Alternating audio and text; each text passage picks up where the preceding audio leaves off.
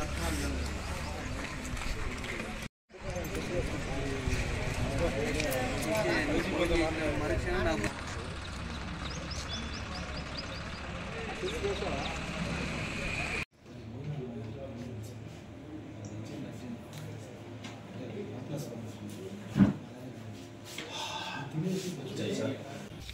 పుల్లల చెరువు గ్రామానికి చెందిన రమావత్ ధర్మానాయక్ అనే అతను 2018లో ఈ పుల్లల చెరువు గ్రామ పంచాయతీలో చేసిన తీర్మానం మేరకు 2 లక్షల వాల్యూ గల స్ట్రీట్ లైట్స్ బిగించడం జరిగింది.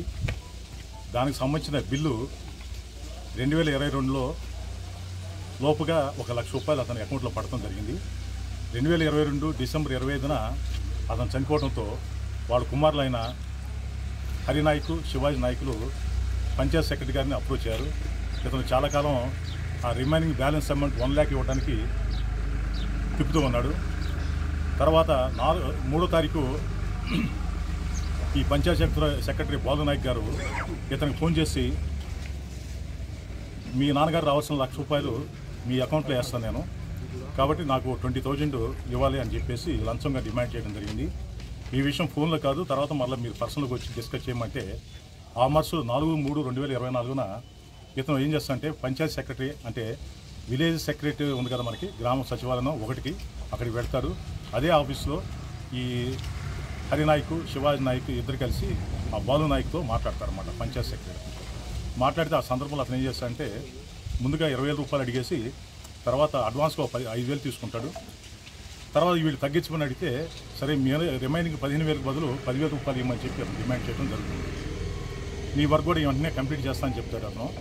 తర్వాత మళ్ళా అతనికి ఈ లంచం ఇవ్వడం ఇష్టం లేక హరినాయక్, శివాజీ నాయక్కి వాళ్ళు 7వ తారీఖు ఏసీబీ ఆఫీసు ఒంగోలుకి అప్రోచ్ అవుతారు. వాళ్ళ రిపోర్ట్ మేరకు మేము అది ఆ జెన్యూనెస్ వాడి యొక్క యాక్షన్స్ అన్ని వెరిఫై చేసుకొని ఈరోజు ఎఫ్ఐఆర్ నమోదు చేసుకొని ఈరోజు ఇక్కడికి వచ్చాం. మేము ఈ సచివాలయం దగ్గరికి వెళ్ళంగానే ఆయన ఈ బాలు నాయక్ గారికి ఈ ఫిర్యాదైన హరినాయక్ గారికి ఫోన్ చేస్తాడు. దాని మీద ఎక్కడ ఉన్నామంటే నేను ఇక్కడ పంచాయతీ మన విలేజ్ సెక్రటరీ దగ్గర ఉన్నానంటే, లేదు నేను ఎంపీడీ ఆఫీస్ దగ్గర ఉన్నాను, అక్కడికి రండి అంటాడు. వచ్చిన తర్వాత ఇతను డబ్బులు ఇక్కడ యాక్సెప్ట్ చేస్తుండగా మేము ట్రాప్ చేసి పట్టుకోవడం జరిగింది. అతని దగ్గర తర్వాత ట్రాప్ చేసిన తర్వాత మేము కెమికల్ టెస్ట్ కండక్ట్ చేయడం జరిగింది. 2 చేతులు కూడా కవర్ వచ్చేసింది. అతను రైట్ సైడ్ ప్యాంట్ బ్యాక్ పాకెట్లో ఏదైతే బ్రైవ్ అమౌంట్ ఉందో ఆ 10,000 రూపాయలు కూడా మేము రికవర్ చేసుకోవడం జరిగింది. తర్వాత దీనికి సంబంధించిన కనెక్టెడ్ ఫైల్స్ అని కూడా సీజ్ చేయడం జరిగింది.